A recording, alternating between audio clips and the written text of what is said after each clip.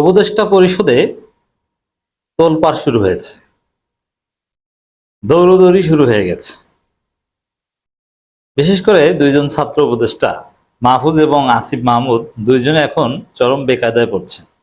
তাদের বিরুদ্ধে দুর্নীতির অভিযোগ এবং এনসিপি, স্টুডেন্টস, বৈষম্যবিরোধী ছাত্র আন্দোলন, উপদেষ্টা, এদের যে নেক্সাস, এদের যে পাওয়ার স্ট্রাকচার, এই জায়গায় বড় গন্ডগোল বেঁধেছে।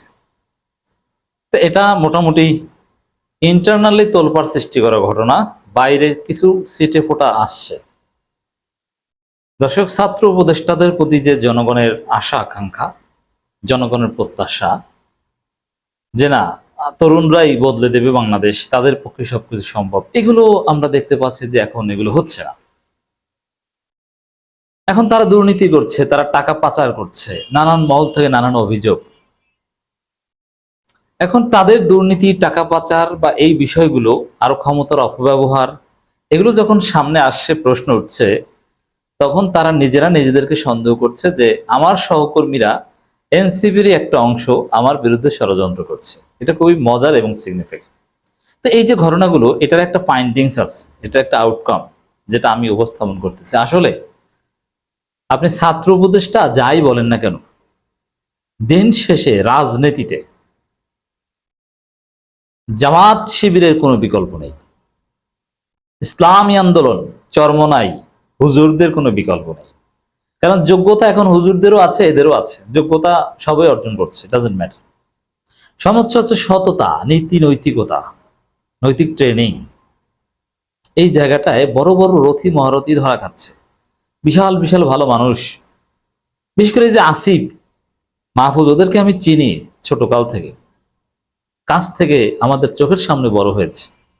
ওরা পিওর ভদ্রলোক ছিল, অরিজিনালি ভালো ছেলে ছিল। সকালের নাস্তা না খেয়ে দান করে দিত টাকা, এই টাইপের লোক ছিল এরা। এই যে মাহফুজ, নাস্তার টাকা বাঁচিয়ে হয়তো এয়ানত দিত, এরকম ভালো ছেলে ছিল।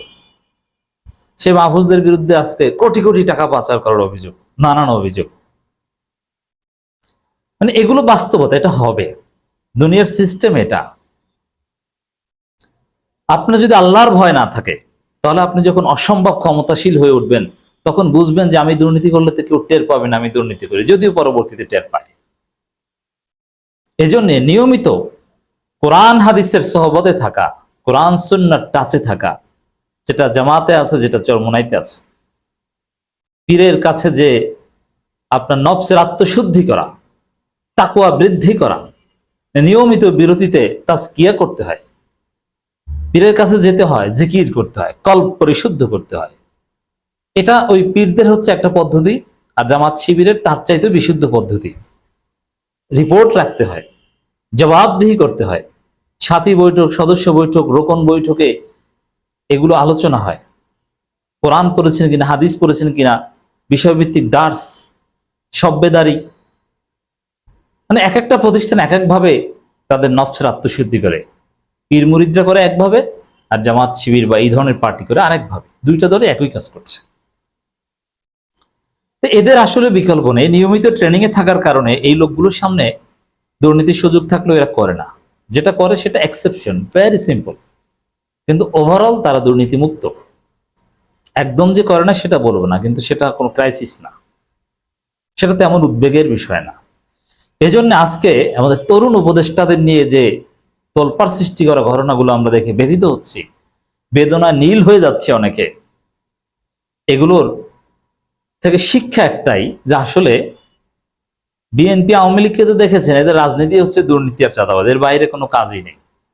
আমি সেই চরমনাইয়ের মাওলানা গাজী আতাউর রহমানের কথাই বলবো, যে চাঁদাবাজি বন্ধ হয়ে গেলে বিএনপি, আওয়ামী লীগ কর্মী খুঁজে পাবে না, কারণ এদের কর্মীরা রাজনীতি করেই চাঁদাবাজি করে খাওয়ার জন্য। দুর্নীতি বন্ধ হয়ে গেলে বিএনপি, আওয়ামী লীগ নেতা খুঁজে পাবে না, কারণ এদের নেতারা রাজনীতি করে দুর্নীতি করার জন্য। কিন্তু যাদের তাকওয়া আছে, আল্লাহর ভয় আছে, যারা পরকালীন মুক্তির জন্য, আল্লাহ সন্তুষ্টির জন্য রাজনীতি করে, ইসলামের ধর্মের কাজ মনে করে রাজনীতি করে, এরা সফল হলেও মনে করে যে আমি পরকালে যা যা পাবো, ব্যর্থ হলেও মনে করে যে এটা তো আমার ব্যর্থতা না, আমি আল্লাহর কাছে যা যা পাবো। এবং তারা মনে করে এটা আমার ডিভাইন দায়িত্ব। আমি দুর্নীতি করবো, পৃথিবীর কেউ দেখবে না, কিন্তু আল্লাহ তো দেখবেন। দর্শক, একদিকে আসিফ মাহমুদের বিরুদ্ধে বিএনপি ষড়যন্ত্র করছে।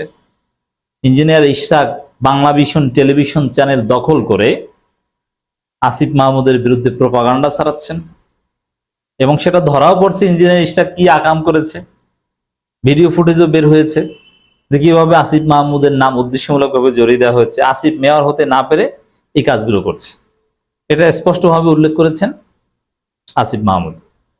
এর মানে আসিফের বিরুদ্ধে অভিযোগ আসিফের পিএস এপিএস দুর্নীতি করেছে, এটা তো সত্য। কিন্তু বিএনপি তার সুযোগ নিয়ে বাড়িয়েও বলছে, এটাও সত্য। ইশরাক প্রোপাগান্ডা চালাচ্ছে, এটাও সত্য। আবার মাহফুজ আলম পড়ছেন আর এক বেকায়দায়। মাহফুজ তো ফেসবুক পোস্ট দিয়ে আবার এডিট করেন, একটা পোস্ট বেশিক্ষণ রাখতে পারেন না। এই ছেলেটার মানসিক ভারসাম্য নিয়ে আমার প্রশ্ন আছে। তা মাহফুজ মজা বুঝছেন, জামাত শিবিরের সাথে চালাকি করছিল না, মজা বুঝছেন। এখন এনসিপি থেকে মাইনাস, বিদেশে 6.5 কোটি টাকা লেনদেনের অভিযোগ। দর্শক, মাহফুজের ফেসবুক পোস্ট আজকাল অনেকে ল্যাস কাটা যাচ্ছে বলে আমার বিরুদ্ধে লেগেছেন। নতুন একটি দলের কয়েকজন মহারথী এতে জড়িত, সবই প্রকাশ পাবে। একটা সার্কেলের প্রায় সবাই দুর্নীতিগ্রস্ত, কিন্তু একজন কোনো টাকা ধরছে না, এটা সহ্য হবে? এটা হচ্ছে এডিট করার আগের প্রশ্ন, এবার এডিট করে ঘুরিয়ে দিয়েছেন। যাই হোক, এখানে কি বুঝিয়েছেন মাহফুজ? নতুন একটি দলের সম্পর্কে অভিযোগ করেছেন। নতুন দল কারা? মানে এনসিপি এখন আর মাহফুজকে গোনে না, এর জন্য এনসিপির সার্কেলকে দুর্নীতিগ্রস্ত বলছে, অথচ তার নিজের বিরুদ্ধে অভিযোগ। এবং সেই এনসিপির লোকজনই মাহফুজকে বিতর্কিত করার চেষ্টা করছে বলে মাহফুজ ধারণা করছে। আমি বলেছিলাম না যে মাহফুজ যেদিন বলেছিল যে জামাত শিবিরকে আমৃত্যু আঘাত করে পূর্বপুরুষের চাইতে করুণ পরিণতি করবে, ঢাকা বিশ্ববিদ্যালয়ের শিবিরকে অমুক তমুক কত হুমকি দামকি, সাদিককে আমরা তীব্র প্রতিক্রিয়া জানিয়েছিল। আমি বলেছিলাম যে মাহফুজের ভবিষ্যৎ শেষ করেছে, এখন ওর সার্কেলের লোকজনের উপরই ক্ষুব্ধ। তো দর্শক, এখন প্রশ্ন হচ্ছে যে মাহফুজের ফেসবুক পোস্ট অনুযায়ী যে নতুন দলের মহারথীরা এরা সবাই সার্কেলের দুর্নীতিগ্রস্ত, সবাই জানেন মাহফুজ টাকা নেন না, সহ্য হবে না, ইত্যাদি ইত্যাদি। তাহলে কারা দুর্নীতিগ্রস্ত এটা বলা আপনার জন্য ওয়াজিব। আপনি তাড়াতাড়ি বলেন, না বললে আপনি দুর্নীতিবাজ, তথ্য গোপনকারী, আপনি তথ্য উপদেষ্টা, তথ্য ফাঁস করবেন, এটাই আপনার কাজ। তো এটা নিয়ে মোটামুটি ভালোই ঝামেলা শুরু হয়েছে। আর আসিফ মাহমুদের সাথে ইঞ্জিনিয়ার ইশরাকের, বিশেষ করে মাহফুজের তদবিরের কথা উঠলো যখন, তখন একটা ঘটনা বলি। আমাদের এক বন্ধু একজন ব্যক্তিকে আমার ভাইয়ের সাথে এরকম নানান কথাবার্তা বলছে। এর মানে মাহফুজ আসলে বেকায়দায়, একটু অস্থির। ফেসবুক পোস্ট দেন, আবার এডিট করছেন, পুনশ্চ লিখছেন, অমুক তমুক। এর মানে নিজে ধরা পড়ছেন, বিব্রতকর পরিস্থিতিতে আছেন। তো সব মিলে এই উপদেষ্টা পরিষদে আরো অনেকের বিরুদ্ধে দুর্নীতির অভিযোগ, একটা অস্থির সময় পার করছে উপদেষ্টা পরিষদ। বিশেষ করে আসিফ মাহফুজ দুইজনে বেকায়দায় আছেন। এটা আমাদের গণঅভ্যুত্থানের আশা-আকাঙ্ক্ষা অর্জনের পথে বাধা। তা মাহফুজ আবার এইসব বিতর্কিতের ঢাকতে আবার জুলাই সনদটা একটু সামনে আনছেন যে না, আমাকে নিয়ে কথা কম বলো, জুলাই সনদ নিয়ে একটু নাড়াচাড়া করো। আসলে এরা দুর্নীতিগ্রস্ত।